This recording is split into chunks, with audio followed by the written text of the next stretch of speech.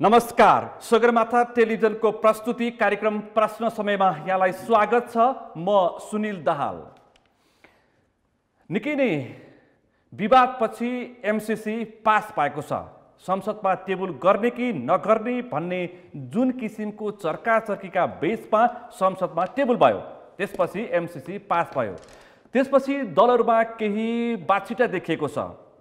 राजनीतिक दलहरूमा यसको पक्ष र विपक्षमा देखेका नेताहरू पार्टी फुटसम्मको चर्चामा पुगेका छन् र यो विषय अब कसरी टुङ्गिन्छ र एमसीसी आइसकेपछि यो मुलुकको कायापलट हुन्छ भनेर पनि तर्क एक पक्षले गरिरहेका थिए। अब एमसीसी पास भयो, अमेरिकी अनुदानले अब यो मुलुकको मुहार फेरिन्छ त?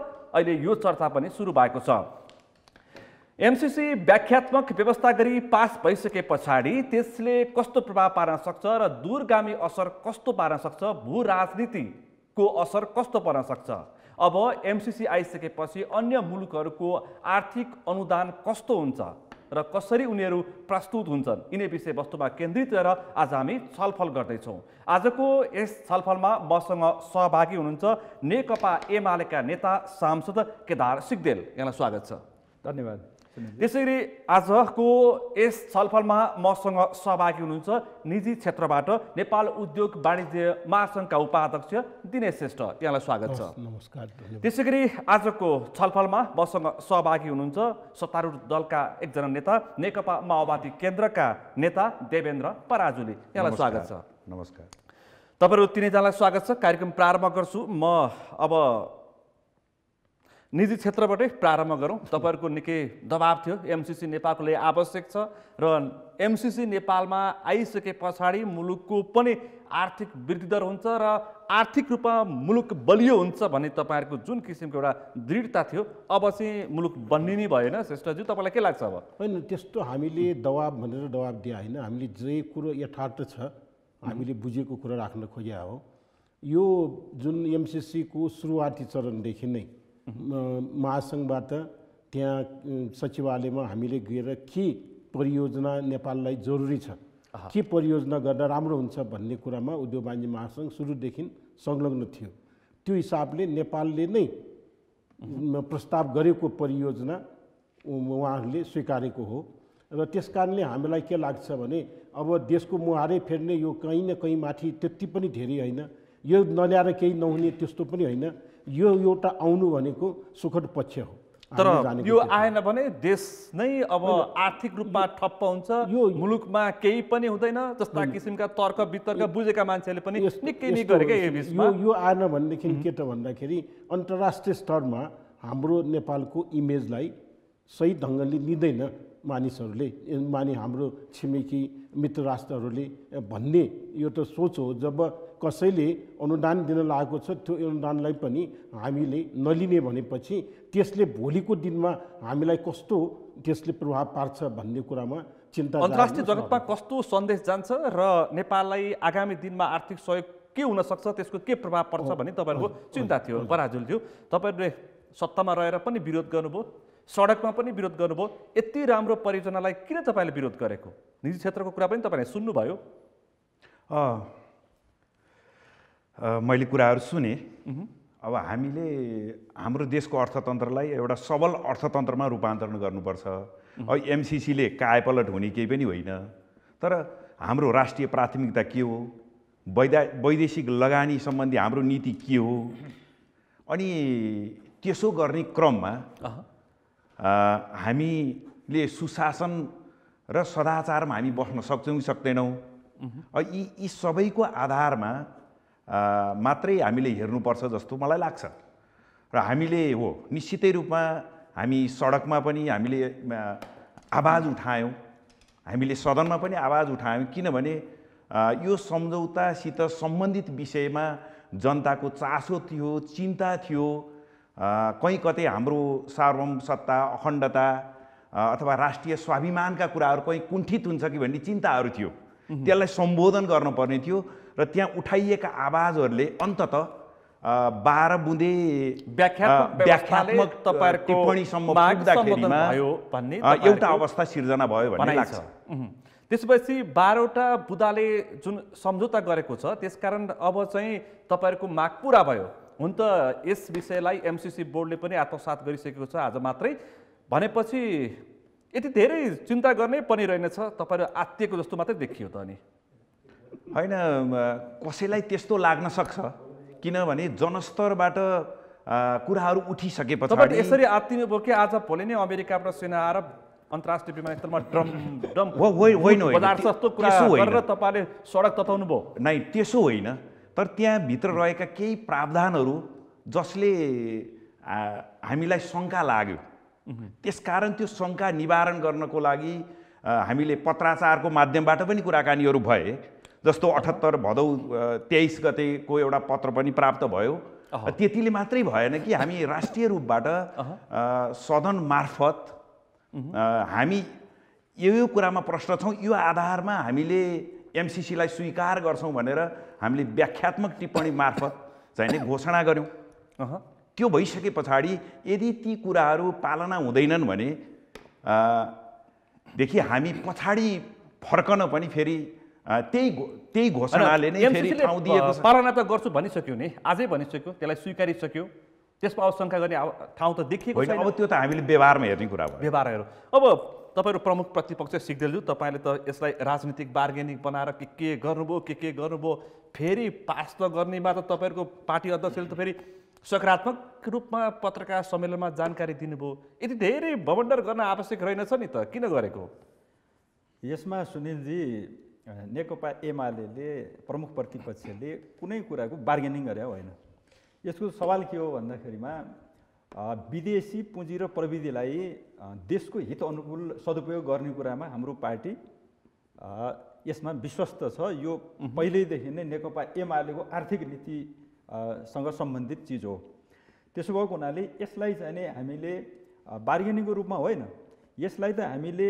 हिजोको सरकारले जुन प्रकारको चाहिँ सम्झौता गर्यो त्यति बेला गरेको चिजलाई सरकार भनेको त निरन्तर उत्तराधिकारी संस्था हो अविछिन्न चाहिँ हो त्यसो भएको हुनाले केपी ओली प्रधानमन्त्री हुँदा हाम्रो सम्मानीय नेता कमरेड केपी ओली प्रधानमन्त्री छँदाखेरिमा अघिल्लो सरकारले बाबुराम भट्टराईज्यू प्रधानमन्त्री रहँदा र अहिलेका चाहिँ नि हाम्रा शेरबहादुर देउवासम्म आइपुग्दाखेरि करिब 1 दर्जन प्रधानमन्त्री र अर्थमन्त्रीले यसमा हस्ताक्षर गरेका छन् त्यति बेला प्रधानमन्त्री केपी ओलीले पनि यो अविछिन्न उत्तराधिकारी चाहिँ संस्था नेपाल सरकारले सरकारको तर्फबाट यसलाई अगाडि बढाइनुपर्छ र संसदमा लगिनुपर्छ त्यसमा छलफल गरेर संसदले जे निष्कर्ष निकाल्छ सो बमोजिम अगाडि बढाउनुपर्छ भनेर एउटा दायित्व बोधका साथ जिम्मेवारीका साथ उहाँले चाहिँ अगाडि बढाउनु भएको कुरा चाहिँ हो जति बेला युवराज खतिवडा चाहिँ अर्थमन्त्री हुनुहुन्थ्यो त्यो स्वाभाविक रूपमा उहाँको दायित्व थियो त्यो अगाडि बढाएको थियो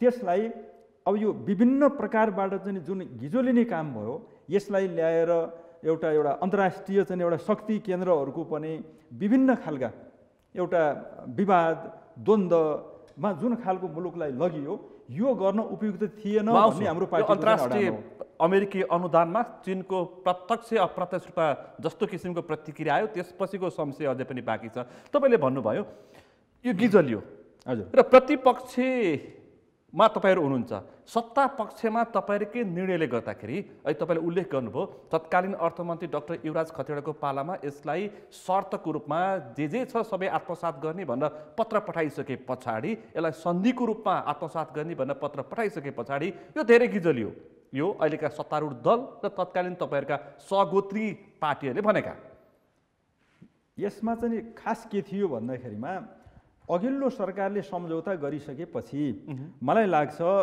यो सम्झौता चाहिँ नि 2074 सालको भदौ 29 गते चाहिँ नि सम्झौता भएको थियो हाम्रा अर्थमन्त्री ज्ञानेन्द्र बहादुर कार्कीज्यू र एमसीसीका प्रतिनिधिका बीचमा सम्झौता भयो त्यस पछाडि जब यसलाई चाहिँ नि युवराज खतिवडा अर्थमन्त्री छँदा यो विषय केवल सरकार टु सरकारको सम्झौताबाट मात्रै हुन्छ कि यसलाई चाहिँ कुनै कानुनी वैधानिक भोलि चाहिँ अप्ठ्यारो केही पर्छ भनेर कानुन मन्त्रालयसँग सोध्ने स्वाभाविक कुरा थियो सोधियो सोद्धा कानुन मन्त्रालयले के भन्यो त भन्दाखेरिमा यो संसदको बहुमतबाट सामान्य बहुमतबाट पारित गर्न उपयुक्त हुन्छ भन्ने राय आइसकेपछि यसरी टेबल गरिएको हो। यसलाई टेबल गरिसकेपछि मलाई लाग्छ सन्धि ऐन 2047 को ढड्ढा पल्टाइसके पछाडि यो सन्धि गर्न उपयुक्त छ भनेर राय दियो। त्यसअनुसार डाक्टर युवराज खतिवडा अगाडि बढ्नुभयो। त्यसकारण अगाडि बढिसके पछाडि संसदमा गयो। अनावश्यक रूपमा यसभन्दा अगाडि संसदमा लाने विषय थिएन, गिजोलियो।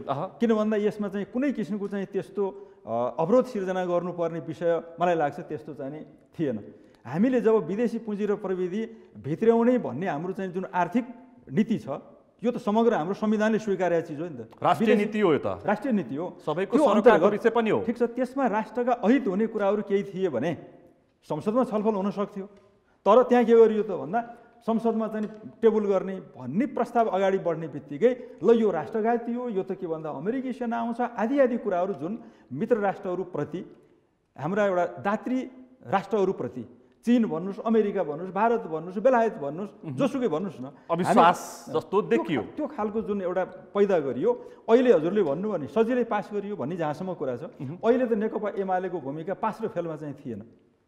हामी त्यसमा भाग लिनै पाएको आउँछु तपाईँसँग, किनकि तपाईँले भन्नुभएको थियो सत्तारूढ दलले एउटा खास ठोस नीति संसदमा पेश गरेपछि हामी हाम्रो प्रतिक्रिया दिन्छौँ भन्नुहुन्थ्यो। प्रतिक्रिया हिजो तपाईँको पार्टी अध्यक्षले पत्रकार सम्मेलन गर्नुभयो, तर के भन्नुभयो न समर्थन त अहिले समर्थन रहेछ, तर त्यति धेरै विरोध गर्न पनि आवश्यक रहन्छ होइन। पराजुलजी तपाईँले के देख्नुभयो हिजो? तपाईँले उहाँको पार्टी अध्यक्षको पत्रकार सम्मेलन पनि देख्नुभयो, तपाईँको पार्टी अध्यक्षको पनि पत्रकार सम्मेलन देख्नुभयो। अब पूर्व प्रधानमन्त्री केपी ओलीज्यूको पत्रकार सम्मेलनमा व्यक्त विचारहरू सुन्ने मौका पाइयो। त्यो निकै असङ्गतिपूर्ण कुराहरू उहाँले राख्नुभयो र उहाँ चाहिँ अलिकति ईर्ष्याद्वारा प्रेरित जस्तो पनि हामीलाई लाग्यो होइन। जबकि उहाँहरूले त यसलाई के गर्नुभयो, यो गिजलेको केही पनि होइन। वास्तवमा यो सदनमा छलफल हुनु कुरा सकारात्मक कुरा हो, तर सदनमै पेश गर्नै पर्छ भन्ने कुराहरू जब उहाँको मन्त्रीमण्डलको एउटा अर्थमन्त्रीले गएर त्यहाँ यसलाई सम्झौता गर्ने कामहरू गर्नुभयो। हुनुहुन्थ्यो र सत्तामा पनि प्रधानमन्त्री केपी ओली नै हुनुहुन्थ्यो, तपाईँको त्यस बेलाको पार्टी अध्यक्ष पनि हो। अनि अब त्यति गरिसके पछाडि अनि प्रश्न उठ्यो, त्यसले के जन्मायो भने अब यो के अन्तर्गत गर्ने हो त भन्ने प्रश्न पनि जन्मियो। र आशंका कहाँ जन्मियो भने सदनबाटै पारित गरिसके पछाडि त भोलि समस्या आएको बेलामा पछाडि हट्न त गाह्रो होला भन्ने पनि प्रश्नहरू उठ्यो। त्यति मात्रै होइन, अब आइपिएसको कुराहरू इन्डो पेसिफिक स्ट्राटेजीको अङ्गको रूपमा अमेरिकाका केही मन्त्रीहरूले र कतिपय डकुमेन्टमा पनि त्यो फेला पर्यो भन्ने सन्दर्भले पनि एउटा आशंकाको वातावरण चाहिँ पैदा गर्यो। र हामी प्रश्न कुरा के हो भने हामी जनताभन्दा माथि छैनौँ। जनताभन्दा माथि कहिलेकाहीँ तपाईँहरू कारणले जनता भ्रमित चाहिँ हुँदो रहेछन्। एमसिसी कारण देखियो नि त्यसो होइन। कुरा के हो भने आज भोलि नै जनताको वृत्तबाट प्रश्न उठिसके पछाडि त्यसको जवाफ दिने त पार्टीहरूको दायित्व हो, जनप्रतिनिधिहरूको दायित्व हो। त्यो जवाफ बाह्रमुदेको रूपमा आएको त हो नि त आखिर त। यदि एमसिसीले यसलाई आत्मसात नगर्ने भनेको भए त तपाईँहरूको हालत पनि खराब होइन। खराब उसको कुरा होइन। पार्टीमा त्यत्रो मतभेद सरको देखिएको छ। त्यसो हुन्थ्यो भने हामी योबाट अलग हुनुपर्छ भन्ने कुराहरू त त्यहाँ नेताहरूले सांसदहरूले अभिव्यक्त गर्नुभएको छ नि सत्तारूढ दलका। श्रेष्ठज्यू, दुईटा प्रमुख राजनीतिक दलका उहाँहरू जिम्मेवार नेता हुनुहुन्छ, सुन्नुभयो। अब आर्थिक विकासमा को जिम्मेवार छ, नेपालको आर्थिक समृद्धिको लागि भन्ने सवालबाट आज म अलिकति बढी छलफल गर्न चाहन्छु। आर्थिक समृद्धिको लागि उहाँहरू लाग्नुभएको भएदेखि अहिलेसम्म यत्रो वर्ष लागिसकेका छ। अहिले जुन भन्नुभयो देवेन्द्रजीले राष्ट्रिय प्राथमिकता के हो भनेर, मलाई लाग्छ हाम्रो राष्ट्रिय प्राथमिकता भनेको जलविद्युत नै हो। हामीसँग भएको भनेकै जल हो, हामीसँग भएको भनेकै जङ्गल, हामीसँग छ भनेकै ढुङ्गा हो। जब ढुङ्गा निकाल्न लाग्यो भनेदेखि उहाँहरूलाई दोहन गरेको देखिन्छ। हेर्नुहोस् है, नेपालमा यति ढुङ्गा छ कि ढुङ्गा मात्र बेचेर नेपाली समृद्धि हुनसक्छ। तर कहाँको ढुङ्गा कति निकाल्ने भन्ने मात्रै समस्या हो। नीति छैन। हजुर, नीति विकासमा त बनाउने कसले? उहाँहरूलाई जब जनताले उहाँहरूलाई पठाउनु भएको छ, अहिले भन्नुभयो राष्ट्रिय प्राथमिकता के हो भनेर अहिले सोच्दै हुनुहुन्छ। अब यतिका वर्ष राष्ट्रिय प्राथमिकता बनाउन सकेका छ कि छैन त? अनि सुशासन सदाचारको अहिले पोलिटिकल इस्युहरू जम्मै हाम्रो सिद्धिसक्यो, अब हामी आर्थिकमा लाग्छौँ भनेको कति वर्ष भयो? त्यस कारणले अहिले जनताहरू त्यति हिजो जस्तो नि नपरेका छैनन् के सामाजिक सञ्जालले जतिसुकै लेखोस् के सही हो के गलत हो जनता छुटाउन सक्छन्। त्यस कारणले कृपया गरेर जनतालाई उचाल्ने थचार्ने अनि चाहिँ तपाईँको उनीहरूलाई अलिकति दिग्भ्रमित गर्ने काम एमसीसीको बिचमा यो नेपालीहरूले तपाईँले देख्नुभयो, तपाईँलाई कस्तो लाग्यो? निजी क्षेत्रलाई चाहिँ अलि असन्तुष्टि जनाएको थियो, यसलाई सकारात्मक रूपमा स्वीकार्नुपर्छ भनेर भनेको थियो नेताहरूको। यो एमसीसीको विषय जति गिजलियो यो बिचमा 2-4 महिनाको जुन गतिविधि थियो तपाईँलाई कस्तो लागिरहेछ? होइन न, यो गतिविधि हेर्नुहोस्, अब कुनै पनि कुरालाई हेर्दाखेरि नि आफ्नो आफ्नो दृष्टिकोणबाट हेर्दा त्यसको नेचर फरक फरक देखिन्छ। मुलुकको लागि थियो कि तर मुलुकको लागि चाहिँ नि हाम्रो एउटै सोचाइ के थियो त भन्दा निजी क्षेत्रको मुलुकको लागि यो आयोजना आउँदाखेरि फाइदा हुन्छ र यसमा लेखिएका प्रावधानहरू के छन् त भन्दाखेरि हाम्रो देशमा अहिलेसम्म मेलम्चीदेखि तपाईँ हेर्नुहोस् 2002 मा मेलम्चीलाई राखेको 2006 मा तयार हुन्छ भनेको 22 सम्म यो हालत हो। त्यस कारणले अहिले तपाईँको अरू चिलिमे भन्नुहोस् अरू पनि आयोजनाहरू जति पनि राष्ट्रिय प्राथमिकताका आयोजना भनिया छन् त्यसको कार्यान्वयन के छ? तर यो क्षेत्र यो एमसीसीमा गरेको प्रावधानहरू के थियो त भन्दाखेरि 5 वर्षभित्र यो जसरी भए पनि तयार हुनुपर्छ। त्यो तयार गर्नको लागि जति पनि कुरा चारैतिरबाट यसलाई एउटा कवच जस्तो गरेर जुन राख्नुपर्ने कुराहरू यसमा राखिएको हो। त्यस कारणले गर्दा हामी अहिले के कुरामा विश्वस्त छौँ भनेदेखि सबैको सहयोगले यो त्यति वर्षभित्र यो सम्पन्न भयो भनेदेखि नेपालको जुन विद्युतलाई प्रसारण गर्नको लागि एउटा ठुलो भूमिका खेल्नेछ। तर यो मात्र अन्तिम होइन, म यो एउटैले तपाईँको नेपालको कायापलट हुन्छ, नेपालीहरू जम्मै नेपालीहरू सम्पन्न गर्नको लागि समृद्ध गर्नको लागि उहाँहरू जम्मैजना आफ्नो जिन्दगी उत्सर्ग गरेर बस्नुभयो। नेपाली जनता उहाँहरूप्रति धेरै चाहिने भन्दा धेरै नै उहाँहरू आशावादी। पैसा ठुलो हो कि देश ठुलो? कुनको लागि? निजी क्षेत्रलाई पैसा ठुलो हो कि देश ठुलो? सामाजिक सञ्जालमा तपाईँहरूको भनाइ आइसके पछाडि मानिसहरूले दिएका प्रतिक्रियाहरू के दिएका भने यो व्यापारीहरूलाई पैसा भए पुग्छ, यिनीहरूलाई देश चाहिँदैन, देश पायो भने पैसा पायो भने देशै पनि के हो भन्ने लेख्नलाई जसले पनि लेख्छन्, लेख्नलाई अहिले केही ऊ छैन। अहिले भन्नुहोस् न, यो बनेको भनेको राष्ट्रको हो। अहिले नेपाली व्यवसायहरूले जति पनि जलविद्युतमा इन्भेस्ट गरेका छ 30 वर्ष 35 वर्षभित्र त्यो राज्यले आफै लिने हो। यो त प्रश्न छ नि। त्यो तर मानिसहरूले राष्ट्रिय स्वाधीनताको लागि हेर्नुहोस्, निजी सौदाबाजी व्यापारमा गर्न सकिँदैन, लगानीमा गर्न सकिँदैनसम्म भनिरहेको थिएँ। त्यसकारण मैले प्रश्न तपाईँलाई प्रश्न निजी क्षेत्रले अहिले जुन लगानी गरेका छ राज्यको नीति बन्नु पर्यो, त्यो नीति स्थायित्व हुनु पर्यो र प्रिडिक्टेबल सिचुएसन भयो भने निजी क्षेत्रले देखाइदिन्छ। आज राज्यले 100 वर्षसम्म नेपालमा दक्षिण एसियामा सबभन्दा पहिले बिजुली देख्ने मुलुक नेपाल हो। 100 वर्षसम्म राज्यले गर्न नसकेको कुरा 10 वर्ष 15 वर्षभित्र निजी क्षेत्रले राज्यले भन्दा बढ्ता बिजुलीमा इन्भेस्ट गरेर देखाइदियो। यो कुरालाई पनि त मेरो विचारमा जनताहरूले हेर्छन् त। अनि अर्को कुरो तपाईँको एउटा सानो नीतिले सिमेन्टमा हामी आत्मनिर्भर भयो थियो त। हिजो पनि त्यो वन जङ्गलहरू त्यो चुनढुङ्गा त हिजो नभए होइन, तर खोइ त राज्यले गरे हो। राज्यले 2टा सिमेन्ट कारखाना खोल्यो, एउटा खोल्न सकेन। आज निजी क्षेत्रले नेपाललाई आत्मनिर्भर पुर्यायो। निजी क्षेत्रको लागि त पैसा ठुलो भनेको निजी क्षेत्रको लागि होइन, देश समृद्धि। अहिले तपाईँ सोच्नुहोस्, यो जलविद्युत जम्मै आयो भनेदेखि नेपाली जनतालाई भोलि करै उठाउनु परेन भने को समृद्धि हुन्छ? त्यस्तो आज पनि आउँछ है। आज नेपाली जनताहरू, म तपाईँलाई भनौँ, अहिले अरबमा तपाईँको उनीहरूको पेट्रोलमा त्यहाँको निजी क्षेत्र त्यहाँको जनतालाई करमुक्त छ, आयकरै लाग्दैन भनेपछि तब हामीले त सरकार बलियो भयो भनेदेखि त जनता समृद्धि हुन्छ। तर समृद्धि जनता गर्नलाई अहिले केही पनि भएको छैन कि। समृद्धि अहिले हामी झन्झन गरिब भइरहेछौँ। म तपाईँलाई भनौँ, हामी आजभन्दा तपाईँको 25-30 वर्ष अगाडि कुनै मुलुकमा गयौँ भने नेपाली भनेर सलाम गरेर बिना पिसा हामीलाई भित्राउँथ्यो। हामी यति सम्मानित छौँ कि एकजना अरू हाम्रा छिमेकी देशलाई भिसा चाहिने बेलामा हामीलाई भिसा चाहिँदैन थियो। थाइल्यान्ड जाँदाखेरि हाम्रो 1 रुपियाँको उनीहरूको 2.5 भात पाइन्थ्यो, मैले आफैले हेरेको।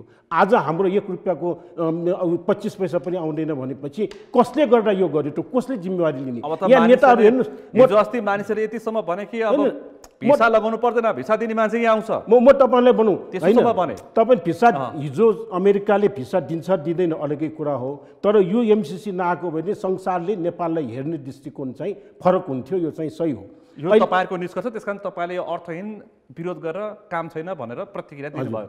भनेपछि सिग्देलज्यू, यो अर्थहीन राजनीति तपाईँले किन गरेको देख्नुभयो त? यस्तो चाहिँ विकासे परियोजनालाई झन्नै झन्नै फुत्काएको, राजनीतिक स्वार्थ, दलगत स्वार्थको कारणले झन्डै फुत्किएको। हेर्नुहोस् त, यो विषय मेरो विचारमा यहाँले सुनिलजीले चाहिँ हाम्रो पराजुली सरलाई सोध्छु म, उहाँले सुनिरहनु भएको छ, उहाँलाई पनि म प्रति प्रश्न हामीलाई गर्छु। के भन्नुपर्छ त भन्दाखेरिमा तपाईँहरूको भूमिका हिजो जे थियो अहिले पनि निरन्तर त्यही आयो नि भनेर धन्यवाद दिनुपर्ने हो। अलि आएन, धन्यवाद दिनुपर्ने, किनकि संसदमा टेबल गरेपछि हामी आफ्नो धारणा सार्वजनिक गर्छु भने तपाईँका नेताले 1 महिनासम्म रटान कसे, तर हिजोको पत्रकार सम्मेलन त खोइ के आयो के आयो। यो स्वाभाविक कुरा थियो। हाम्रो अर्थनीति, नेकपा एमालेको अर्थनीति वास्तवमा मैले अघि पनि भनेको छु, विदेशी पुँजी प्रविधिलाई देशको हित अनुकूल विकासको निम्ति चाहिँ नि सदुपयोग गर्ने हाम्रो पार्टीको चाहिँ नीति हो। हाम्रो पार्टीले सत्ता सरकार सम्हाल्दाखेरिमा त्यही नीति, यति राम्रो नीति बोक्ने एमालेले 14 जना सांसद र सभामुखलाई बार्गेनिङ पोइन्ट किन बनायो त? त्यसो भए त्यस पछाडि यो सन्दर्भ एमसीसी ल जोडेर, एमसीसी र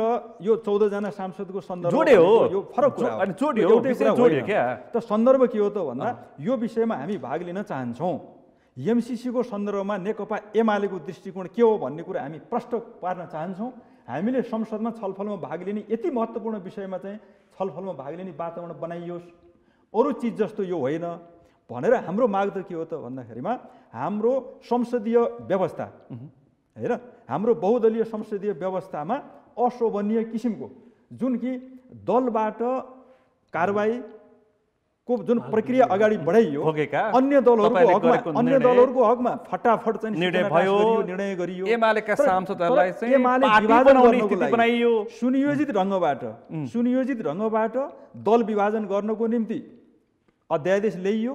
चल्दैको सांसदलाई चाहिँ आज रोकियो, भोलि बिहान चाहिँ अध्यादेश ल्याइयो, पार्टी विभाजन गरियो। अनि पार्टीले अनुशासनात्मक कारबाही गरेका मान्छेहरूलाई विभाजनकै उद्देश्यले, यो एमाले पार्टी विभाजनको मात्रै हामीलाई चिन्ता होइन, यो प्रणालीप्रति नै प्रश्न उठ्ने भयो कि यसै गर्दै जाने हो भने भोलि सोच्नुहोस् त, अर्को पार्टीको पनि 5 जना मान्छे भए पार्टी विभाजन गर्ने अध्यादेश ल्याउन थाल्यो भने के हुन्छ? यो त दीर्घकालीन असर पार्ने चिज हो। यसका निम्ति हाम्रो मुद्दालाई एकैछिन थाती राखेर तपाईले यो एमसीसीको विषयलाई टुङ्ग्याएको भए अनि जनताले विश्वास गर्थे। हाम्रो विषय त एमसीसीको सन्दर्भमा त हामी त टुङ्ग्याउने पक्षमै थियौँ। छलफलमै सहभागी हुनुहुने अनि तपाईहरु एउटा भीमराव मात्रै सहभागी हुनुभयो। सरकारमा रहँदा केपी ओलीले जुन किसिमको टेबल गर्नका निम्ति अगाडि बढाउनु भएको थियो, त्यति बेला ल यो चाहिँ नेपालमा ल्याउनै हुँदैन भनेर विभिन्न प्रकारका एउटा त्रासको वातावरण पनि पैदा गरियो। जुन दात्री संस्था र निकायहरू हुन्, राज्यहरू हुन्, अथवा यो त एमसीसी त के हो त अझै भन्दा अमेरिकी सरकारको सरकारी कम्पनी हो। विदेशी अलिकति निर्धन गरिब राष्ट्रहरूका निम्ति सहयोग गर्नका निम्ति खोलिएको संस्था हो। उसले अगाडि बढाएको चिजमा सम्झौतै गर्दाखेरिमा सम्झौताका बुँदाहरू राम्रोसँग ख्याल गर्नु पर्थ्यो। त्यसमा केही कमजोरी भएको भए त्यति बेलाकै सरकारले हेक्का राख्नु पर्थ्यो, सम्झौतामा हस्ताक्षर गर्ने बेलामा हेक्का राख्नु पर्थ्यो। त्यो भएर अगाडि बढिसकेपछि केही कमी कमजोरीका बावजुद पनि सारमा कुरा गर्दाखेरिमा एमसीसीले नेपालको चाहिँ नेपालले छनौट गरेका 2टा चिजमा खर्च गर्ने, सडक र प्रसारण लाइन भन्ने चिज सारमा उपयुक्त हो भन्ने कुरै ठानेर चाहिँ त्यति बेला सरकारले अगाडि बढाउन खोजे हो। त्यस पछाडि जब यो विषयलाई मलाई लाग्छ कमजोरी केही थियो भने पनि संसदमा टेबल गरिसके पछाडि त्यहाँ त छलफल गर्न सकिन्थ्यो। खोइ त तपाईहरु छलफलमै सहभागी हुनु भएन, त्यो गर्नै दिइएन। त्यति बेला चाहिँ तपाईले चाहनु भएन। कमरेड प्रचण्ड, कमरेड माधव नेपालले चाहिँ यो त राष्ट्र खत्तम पार्न खोजियो भनेर अनावश्यक रूपमा त्यसलाई उछाल्ने काम भयो, जसले गर्दा इगोको रूपमा मलाई लाग्छ अमेरिकाले पनि लियो, एमसीसीले पनि के लियो त इगोको रूपमा लियो नि। ल यो राष्ट्रघाती भयो, आदि भयो, विदेश सहायक मन्त्री डोनाल्ड ट्रम्पले फोनै गरेर भन्ने किसिमको पास गरेन भने के हुन्छ भन्ने सम्मको चेतावनी दिए। जहाँसम्म संसदमा ल्याउने कुरा हो त्यो कुरा ठिकै गरे हो। तात्कालीन सरकार श्रद्धेय केपी ओलीको सरकारले त्यो ठिकै गरे हो, किनभने यत्रो बहस हुने विषय रहेछ, यसलाई गुपचुप गर्न त हुँदैन थियो नि त। संसदमा ल्याउने कुरा ठिकै हो। संसदमा पेश गरिसकेपछि अघि बडा महत्त्वपूर्ण कुरा हाम्रा उद्योग वाणिज्य सङ्घका प्रतिनिधिज्यूले चाहिँ भन्नुभएको छ, दिनेश श्रेष्ठज्यूले, मलाई चित्त बुझ्यो। किनभने यस्तो चिज हामीले चाहिँ गुपचुपमा गरेको भए के हुन्थ्यो, समस्या हुन्थ्यो, यसलाई गिजोल्न हुँदैन थियो। बरु संसदमा ल्याइसकेपछि त जनताका चाहिँ प्रतिनिधिहरूले जनताका विषय छलफल गर्ने त संसदीय व्यवस्थामा त संसदमै हो। जनताका प्रतिनिधिहरू तपाईहरुको पार्टीले त सरकारले त उहाँहरुको त्यहाँ ल्याएर पार्टी एमालेलाई प्रतिपक्षलाई त छलफलमै सहभागी हुन नदिने अवस्था किन सिर्जना गरेको? एमसीसी जस्तो यति महत्त्वपूर्ण मुद्दा, देशी विदेशी चासो, अमेरिका, भारत, चीनको चासो, त्यहाँका विदेश विभागका प्रमुखहरूले प्रत्यक्ष नेपालका नेतासँग फोन गरेका छन्, पत्रकार सम्मेलन गरेर जानकारी दिएका छन्। भारतले गिफ्टको नाममा अल्टिमेटम दियो सम्मको प्रतिक्रिया आयो, अनि अवसर प्रतिपक्षलाई तपाईँले गुमाइदिनु भएछ छलफलको लागि। त्यस्तो हामीलाई लाग्दैन। उहाँको गुनासो त्यही छ। उहाँहरूले संसद अवरुद्ध गरिराख्नुभयो। सरकारलाई परमादेशी सरकार भन्नुहुन्छ, तर अनि त्यो सरकार को विरोध गर्ने नाममा अनि उहाँहरू परमादेशी सांसद हो कि होइन? उहाँहरू फेरि त्यही सदनमा जानुहुन्छ अनि अवरुद्ध गर्नुहुन्छ अनि हामीलाई बोल्न दिइएन भन्नुहुन्छ। अनि जबकि उहाँहरूले उठाएको मुद्दा त अदालतमा विचाराधीन मुद्दा हो। उहाँहरूले यसलाई अहिलेको एमसीसीको मुद्दा त उहाँहरूले अब सत्ताको चाहिँ रोटी सेक्नलाई प्रयोग गर्नुभयो। त्यो असफल हुनुभयो, त्यो आफ्नो ठाउँमा छँदैछ। तर त्यसो नगरेको भए हुन्थ्यो होइन। जहाँसम्म दल विभाजनको कुरा छ, अध्यादेशको कुराहरू छ, त्यो हतियार गाडेर राखिएको हतियार थियो। केपी ओलीले आफ्ना विरोधीहरूलाई छप्काउनलाई निकाल्नुभयो अनि त्यही हतियार अर्कोले प्रयोग गर्यो। प्रति जवाफ तपाईले त्यो प्रयोग भयो, त्यो प्रयोग भयो, अवसर प्राप्त गर्नुभयो। होइन, त्यो हतियार प्रयोग गर्न पाइँदैन भन्नेमा थिए सबै। त्यो गाडेर राखेको हतियार उहाँले निकाल्नुभयो, ताक्नुभयो। तपाईले गलत भनेको कुरा के भयो? तपाईले गलत भनेर सडक सङ्घर्ष गरेको विषय फेरि तपाईले सही भनेर उहाँको पार्टी टुक्रा पार्टी होइन। उहाँ त यो व्यवस्थालाई, यो संविधानलाई सबैलाई डिरेल गर्ने होइन। पार्टीले गरेको निर्णय पनि मान्नु नपर्ने, सदन छल्नु पर्ने होइन। त्यो भइसके पछाडि त त्यसको विरुद्धमा हामी लड्नै पर्ने थियो। त्यसो भए हामी त त्यो प्रतिगमनका विरुद्धमा त हामी लडेर आयौँ। अनि यो संसदको पुनर्स्थापना भयो, अनि फेरि यो सरकार बनेर आयो होइन। यो प्रश्नै उठाउन नपाउने व्यवस्था उहाँहरूले खोजे हो, एमाले त्यो खोजेको हो। जस्तो एमसीसीको बारेमा प्रश्न उठिसके पछाडि नेकपाकै केन्द्रीय समितिको बैठकले एउटा कार्यदल गठन गर्यो नि त। झलनाथ खनालको नेतृत्वमा एउटा कार्यदल गठन गर्यो, त्यसको प्रतिवेदनको आधारमा अगाडि बढ्ने भनेर भन्यो र त्यसले यहाँ समस्या छ भनेर औँल्यायो। त्यो विषयको समाधान त अहिले 12 बुँदे यो एउटा स्पष्टीकरणको रूपमा, व्याख्यात्मक टिप्पणीको रूपमा त आइसकेको छ त। भनिसके पछाडि यो सबै कुरालाई अब हाम्रो यहाँ दलहरूमा समस्या कहाँनिर देखा पर्यो भनेदेखि सबै कुरालाई त्यही सत्ताकै लागि मात्रै गर्ने उहाँले कुराहरू उठाउनु भयो।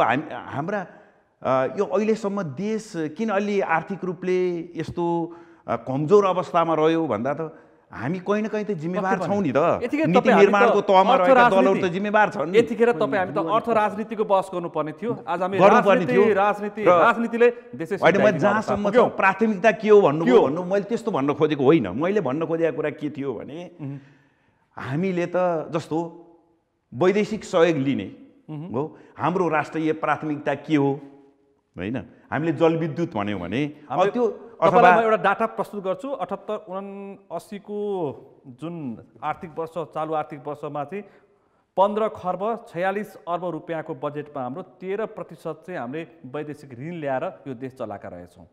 अनि यति ठुलो लाइक त्यसो 56 भएर अर्बको अब हामीले अनुदानलाई हो रोक्न अब खोज्ने हाम्रो तपाईँहरू- प्राथमिकताको कुरो हुनु पर्यो जस्तो ल जलविद्युतकै कुरा गरौँ होइन जलविद्युतमा अबको समस्या के हो भन्दा यसको खपत कसरी बढाउने यसको औद्योगिक खपत बढाउने कुरा घरेलु खपत बढाउने कुरा र यसलाई निर्यात गर्ने कुराहरू र त्यसको लागि संरचना निर्माण गर्ने कुराहरू अब प्राथमिकतामा आउँछ त्यो आउनै पर्छ होइन भनिसके पछाडि अब तपाईँले त्यो नगरिकन अब विद्युतको उत्पादन मात्रै बढाएर त केही पनि हुँदैन होइन भनेपछि प्रसारण लाइनदेखि लिएर होइन सबै कुराहरू होइन हाम्रो आन्तरिक खपतसम्म चाहिँ बढाउनु पर्यो औद्योगिक होस् अथवा घरायसी होस् त्यो गर्नु पर्यो त्यो गर्नको लागि फेरि यहाँ जसरी लगानी मैत्री वातावरण पनि त हामीले निर्माण गर्नु पर्यो पर्छ त्यो वातावरण तपाईँ उद्योग धन्दा नै निर्माण नहुने वातावरण बनाइदियो भने के हुन्छ नै हो नेतृत्व होइन अब हामी त कस्ता छौँ भने निजी क्षेत्र त होइन नेतृत्व अहिले केस आछ नि देशको पशुपति धर्मशाला अर्थमन्त्री बन्ने त होइन निजी क्षेत्र पशुपति होइन, धर्मशालाका राजनीतिक केस दल आछ नै हो। यतिका केस आउँछ ओम्नीका केस आउँछ होइन हामी कहाँ छौँ क्या हामी सत्ता सञ्चालन गर्नेहरूले के गरिराखेका छौँ तपाईलाई नीति सँगसँगै कस्तो बनाएको हो अनि अनि हामी यस्ता व्यवसायीहरू चिजहरू पनि हामी आउँछन् कहाँ बाहिर। छौँ हामी कहीँ न कहीँ त चुकिराखेकै छौँ नि छौँ। त कारण तपाईँ यो होस् ऊ होस् हाम्रो पार्टी होस् अर्कोको पार्टी होस् अथवा अर्को पार्टी होस् भन्दा हाम्रो चाहिँ यहाँ सुशासन भएन सदाचार भएन होइन अब जम्मै सेटिङमा चलेपछि त कहाँबाट हुन्छ र फेरि कसलाई भन्ने आरोप प्रत्यारोप सत्तारूढ दललाई होइन, कुनै- सत्तामा होइन, रहे नरहे सत्तारूढ हिजो होस्। सत्तामा रहँदाखेरि एमालेलाई सेटिङ त्यो अहिले जसले सत्ता गर्छ। बाहिर पुगेपछि त्यो माओवादी जसले काङ्ग्रेसलाई गर्छ। सेटिङ त्यो जसले गर्छ। देश चलेपछि कहाँ हुन्छ विकास कुनै न कुनै रूपबाट दलहरू यो मामलामा मुछिएकै त छन् छन् मैले घटनाक्रमहरू विस्फोट हुन्छन् घटनाक्रमहरू विस्फोट हुन्छन् मान्छेले पत्याउने गाह्रो हुन्छ अनि निजी क्षेत्रले दिनेश श्रेष्ठज्यू तपाईँले कसरी व्यवसाय गर्नु सेटिङले देश चलेको छ मुछिएका छन् भन्नुभयो राम्रो कुरो मलाई लाग्छ के भनेदेखि नि जुन दिनसम्म मैले गलत गरेँ भनेर भन्न सक्दैन नि जब अरूको मात्र गलत देख्छन् नि तबसम्म देश विकास हुँदैन समस्या त्यही नै हो जब एकजनाले गरेको राम्रो कुरो राम्रो गर्यो भनेर भन्न सक्दैन तबसम्म यो देशको हाल त्यही हो जनता पनि दिग्भ्रमित छन् राम्रोलाई राम्रो नराम्रोलाई राम्रो किन भन्न सकेन आजसम्म जो सरकारमा बसे पनि प्रतिपक्षमा बस्नेले संसारमा कहीँ पनि त्यस्तो हुँदैन जहाँ डेमोक्रेसी छ जहाँ संसदीय व्यवस्था छ तपाईँलाई के लाग्यो राम्रो एमसिसीको बारेमा प्रतिपक्षको भूमिका तपाईँलाई के लाग्यो अनि सत्ता पक्षको पनि होइन, अब हामी राजनीति बुझ्दैनौँ होइन हेर्नुहोस् है। राजनीति यो चासो त राख्नुहुन्छ नि तपाईँहरूले राजनीतिक कुरो बुझ्दैनौँ राजनीतिप्रति चासो चाहिँ राख्छ तपाईँहरू तर चाहिँ नि अहिले जुन कुरो भएको छ राम्रो कुरो राम्रो भनेर भन्न नसकिएकोले गर्दाखेरि हामी चिन्तित छौँ कि नेताहरू अहिले सट्टा चलाउनुहुन्छ सधैँ चलाउने उहाँहरूकै जिम्मामा छ भनेपछि उहाँहरूले एकदम स्पष्ट रूपमा यो सम्झौतामा यो कुरो यसरी भएको छ भनेर जनताहरूलाई प्रष्ट भनि नदिएकोले कारणले भन्नुभयो अलि ढिला भन्नुभयो 12वटा बुदामा व्याख्यात्मक व्यवस्था नै भनेर भन्नुभयो यसमा छ नि सबभन्दा पास ठुलो भयो कुरो के छ भनेदेखि तपाईँको यो पैसा गलत ठाउँमा प्रयोग नहोस् यो परियोजनाको लागि प्रयोग होस् र यो परियोजनाले देशको समृद्धिको लागि सहयोगी होस् यति आशंकाले अहिले भन्नुहोस् न तपाईँले एउटा दृष्टान्त पेश गर्नुभयो 25 वर्षमा मेलम्ची बनेन चिलिमी त्यस्तै हालतमा छ अरू थुप्रै आयोजनाहरू आयोजनाहरू एउटा पुल 7 वर्षसम्म नेपाल सरकारले बनाउन सक्दैन त्यसकारण समयमै यो परियोजना लागू होस् र नेपाली जनताले लाभ प्राप्त गरून् भनेर यो संसदबाट पारित गर्नुपर्छ भनेर शर्त राखेको तपाईँको बुझाइ छ होइन भोलि आएर अरू कसैले यसलाई डिस्टर्ब नगरोस् भन्ने हो तर यो जुन सन्धि हो यही परियोजनासँग मात्रै सीमित हो तर मान्छेले आशंका गरेका छन् अब यस्ता किसिमका परियोजना अनुदानका परियोजना आए भनेदेखि प्रत्येक अब परियोजना संसदबाट पारित गर्नुपर्छ ऐन अनुसार नै सम्झौता गर्नुपर्छ त्यस्तो किसिमको तर्क सुरु भएको अहिले छ त यस्तो छ कि हामी कहाँ अनुदानको संसारभरि नै यो अहिलेको अर्थव्यवस्थाले गर्दा अनुदान पाउने भनेकै कम भइसक्यो धेरैले ऋण दिइरहेछ हामीले हामीले जान सकेका 78-79 मा जम्मा 50 अर्ब मात्रै वैदेशिक हामीले अनुदान प्राप्त तिरेको गरेका कर छौँ। यहाँ सुन्नुहोस् हामीले तिरेको कर जनताले तिरेको कर आज नेपाली जनता प्रत्येक जनताले 1% भए पनि आयकर तिर्नुपर्छ यो नेपालमा मात्रै हो संसारमा कहीँ पनि साना व्यवसाय साना जनताले चाहिँ तपाईँको कर आयकर माफी गर्छ।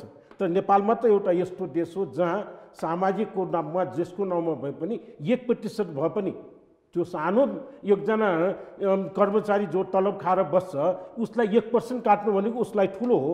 तर 1% भए पनि कर राज्यले उठाइरहेछ भने त्योपट्टिको दायित्व राज्यले के देखाउँछ? राज्यले कर त मर्दाखेरि पनि लिन्छ, मरिसकेपछि त लिँदैन।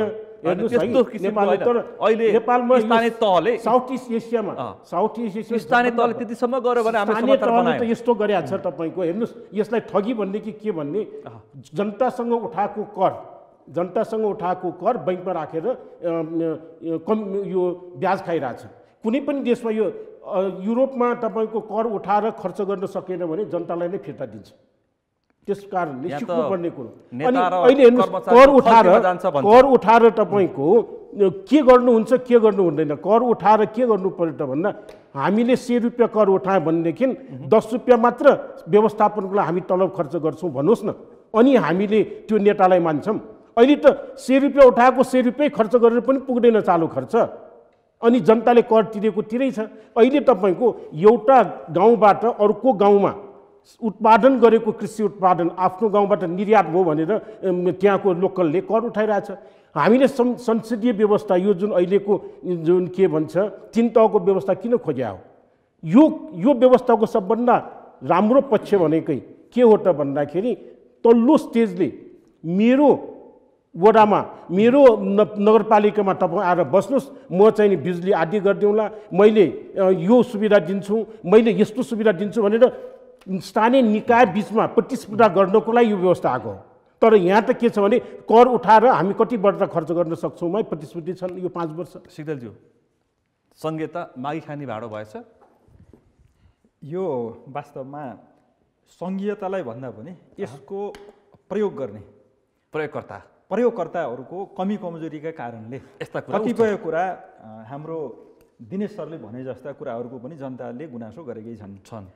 तर सन्दर्भ के हो भन्दाखेरिमा हामी सबैले तपाईँ त अझ धेरै गाउँतिर बस्नुहुन्छ, जनताको माझमा बस्नुहुन्छ, अथवा शान्तिपूर्ण हुन्छ। 1997 सालदेखि निरन्तर 62-63 सालको आन्दोलनसम्म आउँदा हतियारबद्ध अथवा शान्तिपूर्ण आन्दोलनको अन्तिम निष्कर्ष निचोड भनेको हामीले संविधानमा दस्तावेजीकरण गऱ्यौँ र त्यसले सङ्घीयता पनि त्यसैमा हामीले समावेश गऱ्यौँ। यो कसको माग हो होइन भन्ने कुरै होइन, आम नेपाली जनताको माग भएर त त्यो गरियो होइन। अहिले त संविधान सभाबाट दुईपटक निर्वाचन गरेर संविधान सभाबाटै बनेको संविधानले गरे व्यवस्था हो। त्यसो हुँदा यो 3 तहका सरकारको प्रावधान राखियो। यसलाई दिनेश सरले भने जस्तै कतै अधिकारको दुरुपयोग भयो भने त्यसलाई ठिक ढङ्गले अगाडि बढाउने नियमन गर्ने कुरा चाहिँ गर्नुपर्छ। कति कर उठाउन पाइने हो, यो कारणले कति कर उठाउने हो, त्यो कर उठाएको बाबतमा कति चाहिँ नि तपाईको विकासमा लाउनु पर्ने हो।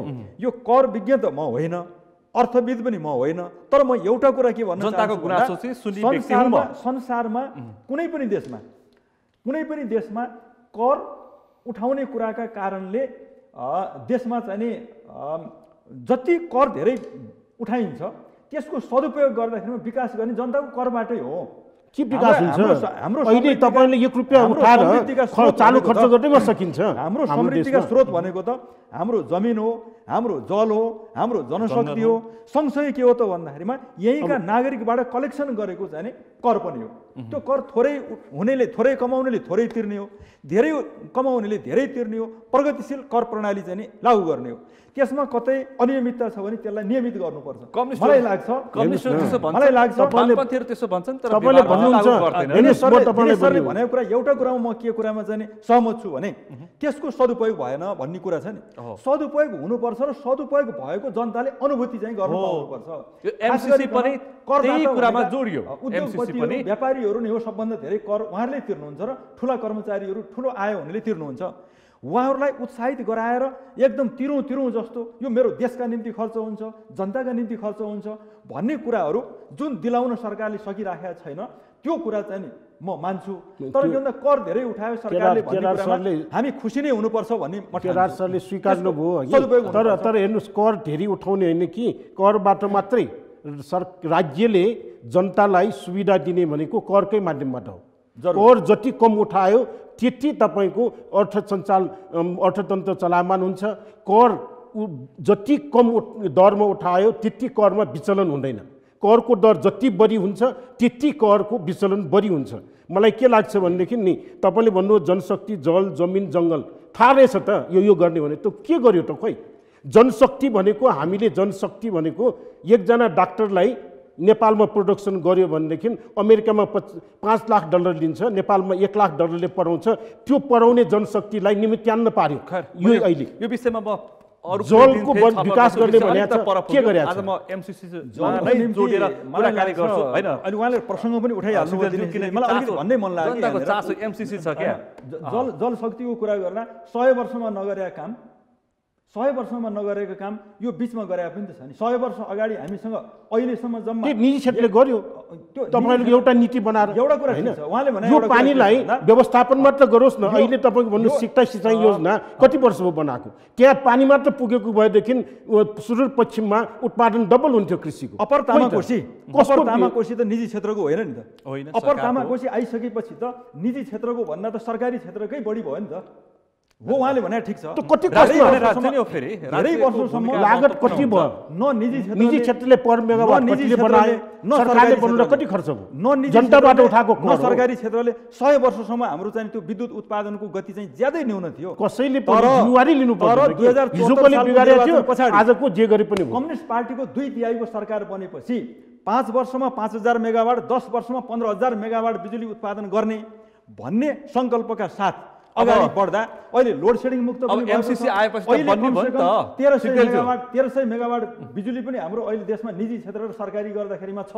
अहिले त निजीलाई सरकारले उछिन्या पनि छ, गरेको पनि देखौँ।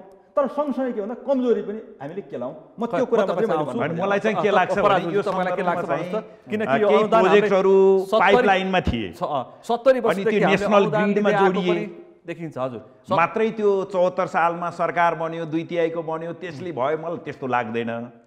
अनि यो नियमित हुने क्रममा चाहिँ त्यो भयो। र अब त्यति बेलाको एउटा चुनौती थियो कि लोड सेडिङबाट मुक्त गर्नुपर्ने थियो प्राथमिकता। अबको प्राथमिकता त्यसको खपत बढाउने र यसको निर्यात गर्नेमा गर्ने। अब यो चुनौतीलाई हामीले कसरी सामना गर्छौँ भन्ने झन्डै अवरोध सिर्जना गरेको एमसीसी रोक्न खोजेर। अब म तपाईँसँग आउँछु होइन र? यो त निर्यात गर्ने विषय रहेछ, व्यापार गर्ने। हामी व्यापार घाटामा कहाँ छौँ? हाम्रो झन्डै 92-90% हामी आयात गर्छौँ, जम्मा 8% मात्र निर्यात छ। त्यो पनि सानो सङ्ख्यामा छ हाम्रो। यस्तो अवस्थामा बिजुली निर्यात गर्नको लागि हामीले अहिले भइरहेको प्रसारण लाइनले अब निर्यातै गर्न विषय यहाँनिर छ। सबै कुरामा राजनीति गर्नु भएन भन्ने होइन। यस्तो हो जस्तो एमसीसी को सन्दर्भ एउटा हो होइन। अब कस्तो हो भने तपाईँ सबै वैदेशिक आर्थिक सहयोगका परियोजनाहरू सदनबाट पारित गर्ने अवस्था आउँछ कि भन्ने पनि छ समस्या। अर्को किन अरू गरिएन, किन यसलाई गरियो होइन, त्यो गरेपछि के हुन्छ भन्ने प्रश्नहरू यावत चिजहरू कति अनुदान अब संसदबाट आयो होइन। अब त्यो विषय छ। अब त्यहाँ बहसमा जाने भयो, गइसक्यो। त्यसो भएर अब जस्तो एमसीसी होस् अथवा अरू कुनै होस्, कुनै पनि आर्थिक परियोजना वैदेशिक लगानीको अथवा हाम्रो आफ्नै आन्तरिक स्रोत साधनको लगानीको होस् होइन, त्यहाँ सुशासन भएन भने यही समस्या आउँछ। ढिला ढालादेखि लिएर त्यो एउटा दृष्टान्त पेश कुराहरू एउटा आयोजना पुरा गर्न त्यो कमजोरी त पटक पटक नेतृत्व गर्ने लिनु परेन कसैले पनि। त्यसैले दलहरू नै हुन् नि त, पक्कै पनि उनीहरूकै होइन र? नेतृत्व मुलुकको घटी होला बढी होला दलले उनीहरूकै हो। त्यसकारण यसको मुहान भनेको दल हो, त्यसको नेतृत्व हो। त्यो सुध्रिन पर्यो, त्यसले सुधार्न पर्यो र एकातर्फ हामी अलिकति पारदर्शी बन्नु पर्यो। एकातर्फ हामी अनुदान अब कतिचोटि संसदबाट पारित गर्ने भन्ने सवालमा पनि छलफल सुरु भएको छ। अब यसपछि अनुदान आएर देश बन्छ भन्ने पनि खुसी व्यक्त भएको छ के। अनि यहाँनिर त अलिकति सुनिलजी मलाई अनुदान आउने र देश बन्ने भन्न थालियो भने यो देश बन्दैन। एउटा कुरा मैले देश हामीले बनाउने हो, देशका हामी सुध्रिएर बनाउने हो। संसदबाट किन भन्ने कुरा मैले अलिकति क्लियर गर्न मन लाग्यो क्या। यो सन्दर्भ के हो भने यो एमसीसी सम्झौताको नै दफा 7ले के भनेको रहेछ भने नेपाल कानुन र एमसीसी को प्रावधान बाजियो भने एमसीसी कानुन लागू हुनेछ भनेर उल्लेख गरेर रहेछ। तब त्यो उल्लेख भइसकेपछि नेपालको कानुनसँग एमसीसीको चाहिँ प्रावधान बाजियो भने एमसीसी लागू हुने भनिसकेपछि त संसदमा किन लानु पर्यो भन्दा कानुन निर्माण गर्ने ऐन निर्माण गर्ने त संसद हो। संसदमै नलैकन भोलि चाहिँ त्यो विवादित भयो भने त कानुन बनाउने निकायमा त लानु पर्यो नि। संसदमा लानु परेका कारण त्यो हामी प्रश्न हुनु पर्यो कि अनि अस्तिको 12 बुँदे व्याख्यात्मक व्यवस्थाले यसको सम्बोधन त गर्यो नि त। अनि गर्नै पर्ने चिज रहेछ अनि किन संसदमा लैयो भनेर प्रश्न किन उठाइयो भने क्या यता यता किन उठाइयो त्यो प्रश्न पराजुलज्यू संसदमा त लानै पर्ने रहेछ प्रति प्रश्न भने वर्ष दिनसम्म सारा ढुङ्गामुढा गरेर सारा होइन त्यो हामीले अमेरिका र चीन लगायत चाहिँ अनावश्यक रूपमा चाहिँ यहाँ ढाकेर निम्त्याएर अनि वक्तव्यबाजी गरेर अनि त्यसपछि चाहिँ ढुङ्गा हानाहान गरेपछि हामी टेबल गर्नुपर्ने होइन। अनि फेरि त्यो 12 बुँदे भनेको चिज भने के एमसीसीले गरे हो र त्यो त हामी बसेर गरे के हामी बसेर गर्न त जहिले गरे नि हुन्थ्यो ढुङ्गामुढा गर्न त पर्दैन थियो त्यसका लागि त नेपालीका बिचको त समस्या होइन नि त यो त एमसीसीसँग उठाइएको प्रश्न हो।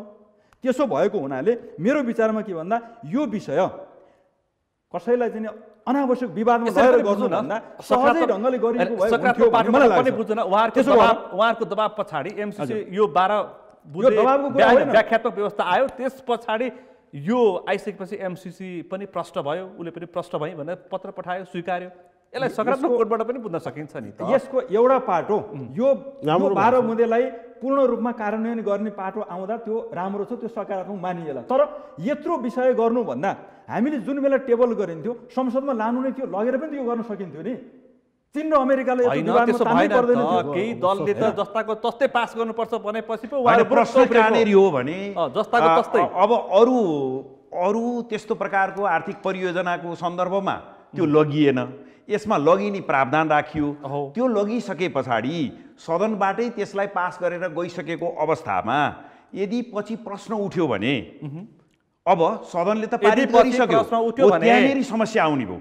त्यसकारण यो व्याख्या पहिले नै व्याख्या गर्न आवश्यक भयो। यदि यो व्याख्या बेगर गरिन्थ्यो भनेदेखि पछि त प्रश्न उठाउने बित्तिकै यो त सदनबाट पारित भएको भन्नेतर्फ जान्थ्यो र हामी कमजोर अवस्थामा हुन्थ्यौँ। त्यसकारण यो 12 बुँदे जरुरी भएको हो त्यसलाई प्रस्ट्याउन जरुरी भएर हो।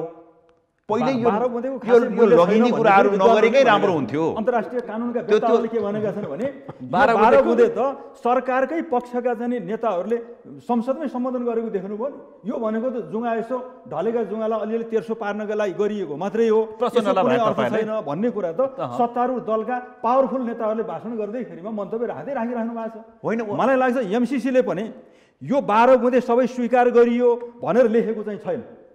मात्रै के भन्दाखेरिमा एमसीसी 2-3 वर्षसम्म गिजोलियो अहिले चाहिँ संसदबाट चाहिँ अनुमोदन गरियो यसका निम्ति चाहिँ हामी सन्तोष व्यक्त गर्दछौँ भनेर मात्र उल्लेख गरे हो। होइन सदन अब जनप्रतिनिधिहरूको सर्वोच्च संस्थाद्वारा जुन कुराहरू चाहिँ घोषणा गरियो त्योभन्दा शक्तिशाली अर्को के हुन सक्छ। त्यसकारण यो जरुर थियो त सार्वभौम संसदबाट गरियो त्यो जनप्रतिनिधिको सर्वोच्च संस्थाबाट गरियो त्यो। तर दुई देशको सम्झौता गरेर सरकार टु सरकार गरिन्छ र संसदमा अनुमोदन गरिन्छ। कतिपय चिज अनुमोदन गरिन्छ सन्धि सम्झौता कतिपय सम्झौताहरू चाहिँ के भन्दाखेरिमा अनुमोदन गर्न पनि आवश्यक हुँदैन सरकार गर्छन्। त्यसो भएर यो एमसीसीको पनि सन्दर्भ के हो सरकार टु सरकार गर्ने हो अथवा उताको सरकारी कम्पनी भएको हुनाले एमसीसी र नेपाल सरकारले गर्ने हो। बाबुराम भट्टराईजी र ज्ञानेन्द्र कार्कीजीले चाहिँ हस्ताक्षर जुन ज्ञानेन्द्र कार्कीजीले गर्नुभयो बाबुराम भट्टराईजी प्रधानमन्त्री हुनुहुन्थ्यो त्यति बेला सम्झौता गरिसकेपछि एमसीसीको र नेपाल सरकारको बिचको सम्झौता त्यसलाई मान्न सकिन्थ्यो।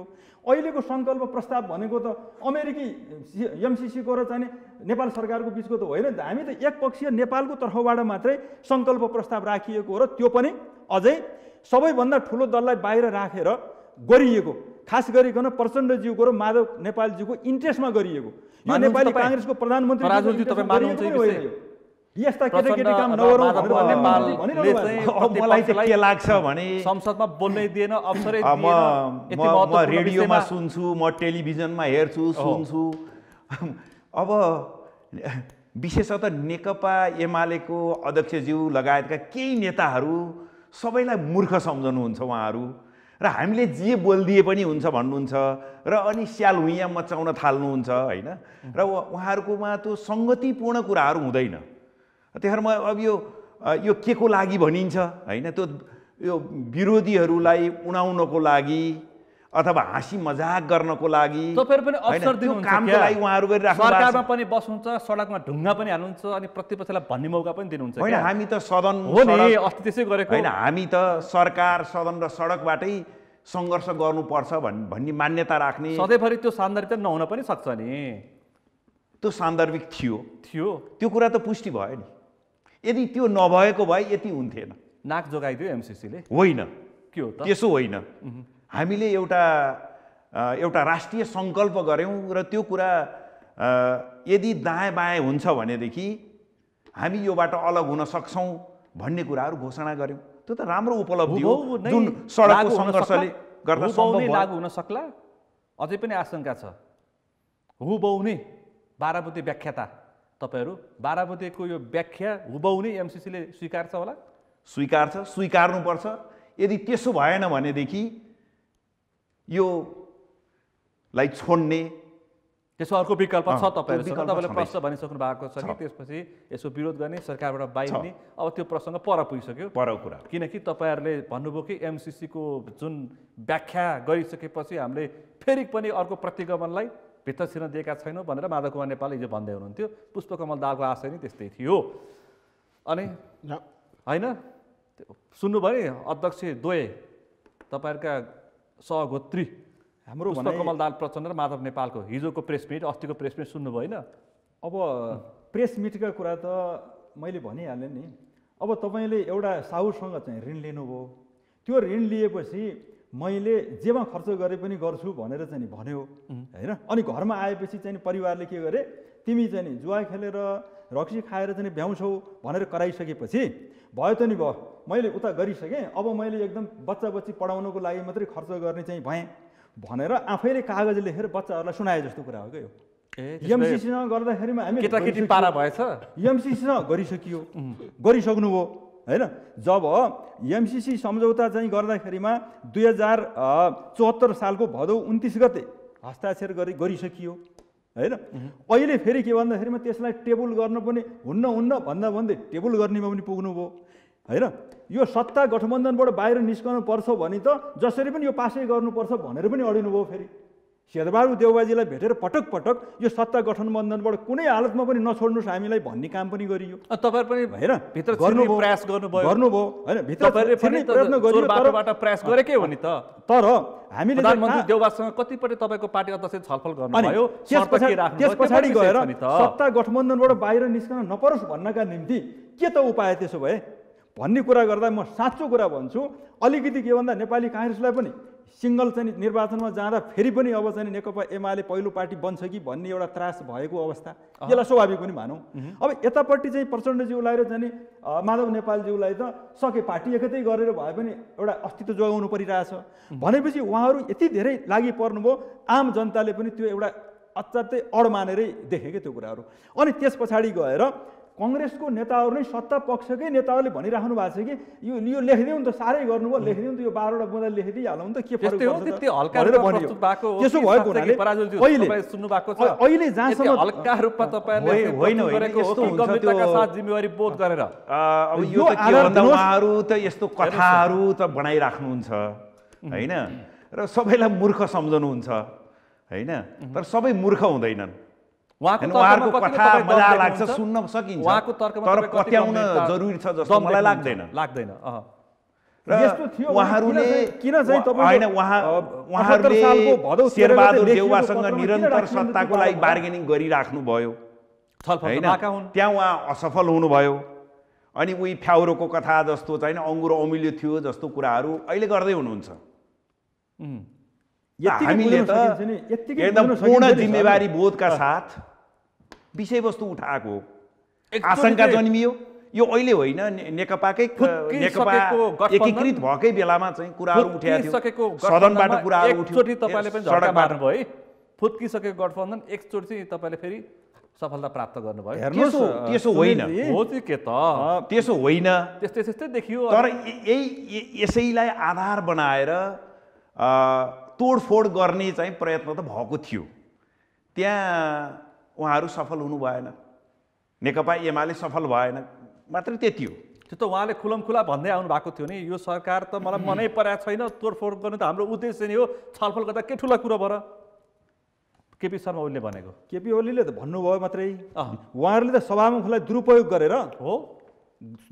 गरेर संसदीय प्रणालीमा अशोभनीय अध्यादेश ल्याएर आज चाहिँ संसदलाई छलेर आज टुङ्ग्याउने, भोलि बिहान चाहिँ अध्यादेश ल्याएर पार्टी टुक्र्याउने र अहिलेसम्म पनि अन्याय परियो, यसको न्याय गरियोस्। हिजोका परम्परा चाहिँ जुन किसिमको चाहिँ सरिता गिरी, टोपबहादुर रायमाझी, रामबहादुर थापा बादललाई तुरन्त सूचना निकालेर कारबाही गर्नुपर्ने, तपाईले चाहिँ नेकपा एमाले कारबाही गरेको एमालेबाट बाहिरका 14 सांसदलाई यसरी दुरुपयोग गर्नुभयो, यो तपाईहरुको दुरुपयोग गर्नुभयो। अनि त्यसपछि म तपाईलाई एउटा प्रश्न पार्छु सुनिलजी, पराजुली सरले भनेको कुरामा एउटा कुरा म क्लियर मलाई लाग्यो के भने, उहाँले के भन्दाखेरिमा त्यो जुन 2078 साल असोजको 13 गते जब चाहिँ यो के भन्दाखेरिमा यो राष्ट्रघाती र राष्ट्रवादी भनेर चलिसकेको थियो, त्यो चल्दाखेरिमा प्रचण्डज्यूले र यो कहिल्यै नभएको चिज के भन्दा पार्टीको नेताले पनि कहीँ सन्धि सम्झौतामा हस्ताक्षर गरेर पठाउँछ, सरकारले पो पठाउँछ।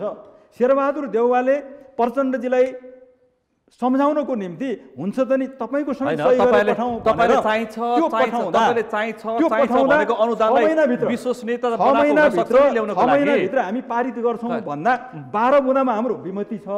त्यो 12 बुँदा सम्बोधन भयो भने मात्रै हामी पास गर्छौं भनेर किन लेखिएन त? त्यहाँ लेखिएन नि, त्यहाँ त हामी पास गर्छौं, अलिकति समय दिनुस् हामी पास गर्छौं, हाम्रा कार्यकर्ताको यसो तारतम्य मिलाउनु छ भनेर किन भनियो? पत्र त्यसरी नै लेखियो। अहिले पनि तारतम्य मिलाइयो, सत्ता गठबन्धन नटुटाउने।